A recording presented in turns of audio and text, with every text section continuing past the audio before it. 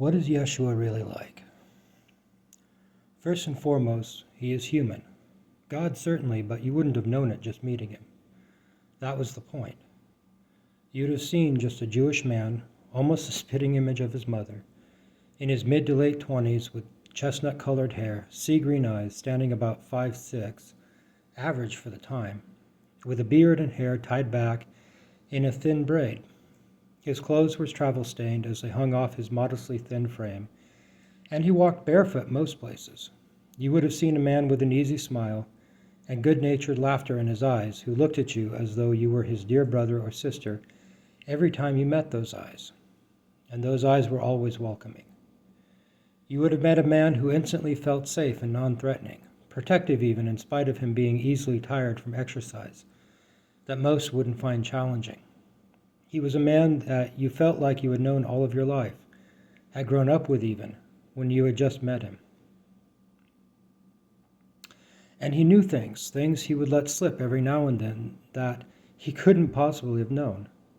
Nothing embarrassing, nothing that would be threatening except for the fact that he somehow knew them. Sometimes it would be your name when you first met him. Sometimes it would be little details about your childhood or your family that no one else would have known.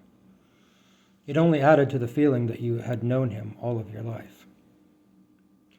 Most of the time, he either spoke Aramaic or Greek, depending on who his audience was. Aramaic with his own family, certainly, and when addressing just those whose first language it was, but Greek when talking to the large crowds, though he still had the Aramaic rural accent.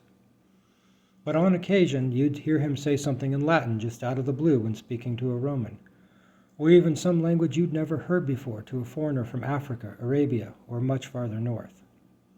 When asked about it, he'd only reply, "Was I now? I didn't notice." Above all, though, he was kind. Just kind. He would give away his last lepton without a thought to a beggar on the streets of Jerusalem, and himself rarely, if ever, carried any coins on him. He never really carried anything except the clothes on his back, and when he was given something, it wasn't long before you'd see it in the hands of someone else who didn't have it before. And he was patient. He would sit for hours if need be just listening to you, even if what you were saying made no sense or was offensive. The smile in his eyes rarely wavering. He always made you feel like you were the most important person in the world to him. His disciples called him teacher, either in Greek or Aramaic, and this was how just about everyone addressed him. As time went on, he would be called owner or master, though he wasn't enamored with those titles.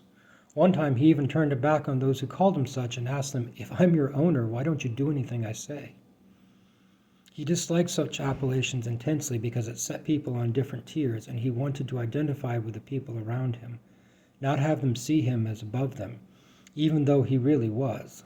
That was the reason why he kept calling himself the Son of Adam or Son of Man. It was him saying, "I'm human just like you." The only people he really ever became angry with were the religious people, those who would use the Torah for their own personal and political gain. And even then, it was like a brother scolding his siblings because he cared. This is who Yeshua was and is.